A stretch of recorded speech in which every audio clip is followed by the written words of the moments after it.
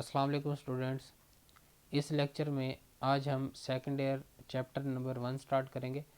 Chapter number 1 का नाम है functions and limits. Functions and limits, सबसे पहले हम फंक्शंस को डिस्कस करेंगे, फिर हम लिमिट्स की तरफ आएंगे। तो सबसे पहले हम देखते हैं कि फंक्शन क्या है। Functions are important tools by which we describe a real word in mathematical term. कि फंक्शन इम्पॉर्टेंट टूल्स हैं जिसकी मदद से हम रियल वर्ड को डिस्क्राइब करते हैं मैथमेटिकली टर्म में।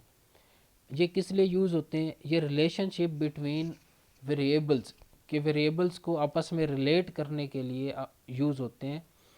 और इनका जो सेंट्रल रोल है वो कैलकुलस में बहुत ज़्यादा यूज़ होते हैं। ये कंसेप्ट, सबसे पहले फंक्शन का कंसेप्ट जिसने दिया था वो जर्मन मैथमेटिशियन था लेबनीज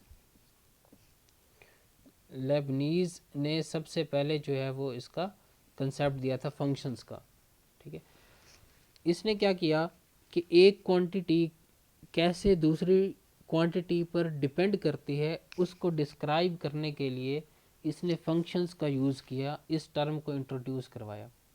फॉर एग्जांपल मैं आपको एग्जांपल देता हूँ। एक, अगर आपके पास एक स्क्वायर है, ये फर्ज करो आपके पास एक स्क्वायर है, इसकी ये साइड भी एक्स है और ये साइड भी एक्स है, क्योंकि आपको पता है स्क्वायर की चारों साइडें क्या होती हैं, इक्वल। इसका एरिया क्या होगा, मैं लिखूंगा A is equal to x multiply by x, क्योंकि एरिया का फार्मूला होता है length multiply by width. Length भी एक्स है, विड्थ भी एक्स है, तो A is equal to x square. तो हम बोलेंगे area is function of x या area is function of its sides. इससे मैं लिख सकता हूँ कि area is function of its sides. ठीक है, कि एरिया किसका फंक्शन है, साइड्स का फंक्शन है। ये इस तरह से ये दो क्वांटिटीज आपस में रिलेट हो रही हैं। ठीक है, फिर इसमें एक होता है कि डिपेंडेंट वेरिएबल और एक होता है इंडिपेंडेंट वेरिएबल। ये साइड्स जो हैं, ये जो एक्स है इसे हम बोलते हैं इंडिपेंडेंट वेरिएबल, इंडिपेंडेंट, और इसे हम बोलते हैं dependent quantity, dependent quantity. Independent quantity क्या मतलब है? इसका मतलब ये है कि इसकी वैल्यू किसी पर डिपेंड नहीं करती। डिपेंडेंट क्वांटिटी का मतलब है कि इसकी वैल्यू जो है वो इस इंडिपेंडेंट वेरिएबल पर डिपेंड करेगी। अगर हम x की वैल्यू चेंज करें तो एरिया ऑटोमेटिकली चेंज होगा। अगर हम x को 3 करते हैं तो एरिया की वैल्यू होती है 9। अगर हम x को 4 करते हैं तो एरिया की वैल्यू आपके पास आएगी 16। ठीक है, तो ये आपके पास इंडिपेंडेंट वेरिएबल है, ये डिपेंडेंट है, क्योंकि इसको चेंज करने से आपके पास एरिया क्या हो रहा है, चेंज हो रहा है। अब फंक्शन को हम मज़ीद आगे डिस्कस करते हैं कि फंक्शन एक ऐसा रूल है या कोरेस्पोंडेंस है दो चीज़ों को आपस में रिलेट करने के लिए। किस तरह से रिलेट होती हैं कि हम नेक्स्ट मज़ीद इसको स्टडी करते हैं मैथमेटिकल वे में। तो सबसे पहले मैं इसकी डेफिनेशन लिखता हूँ कि a function F from a set X to a set Y is a rule or correspondence.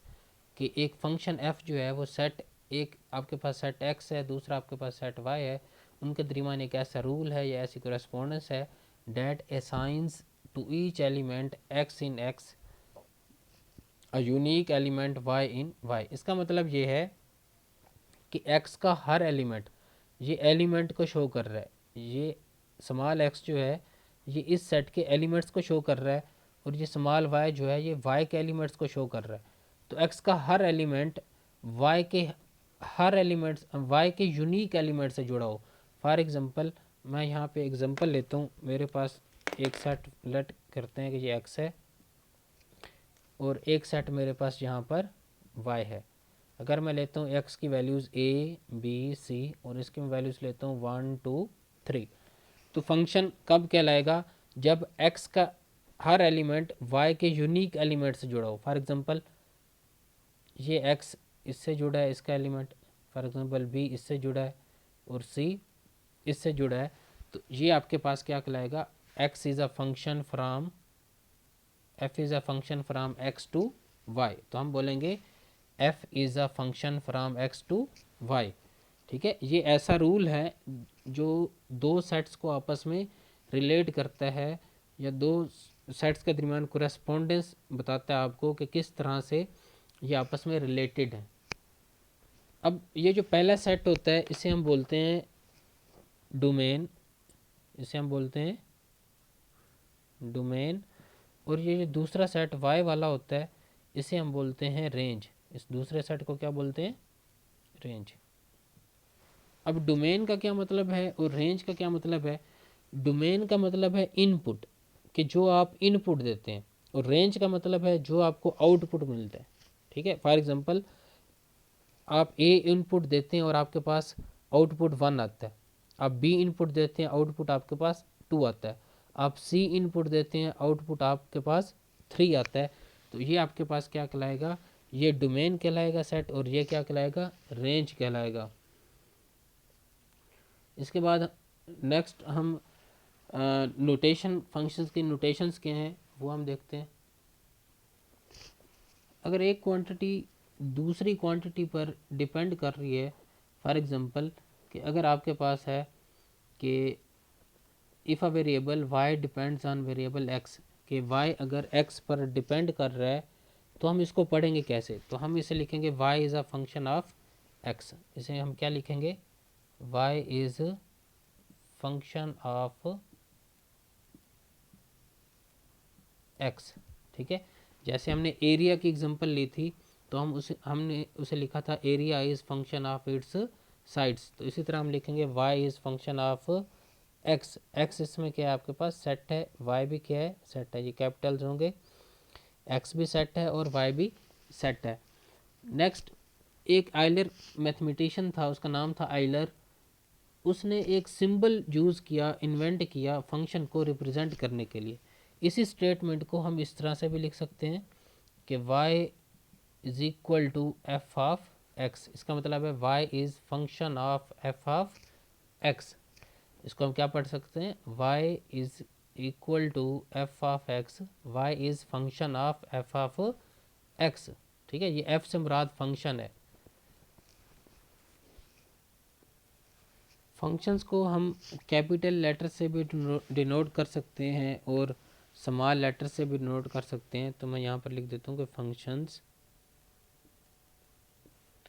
Are denoted bye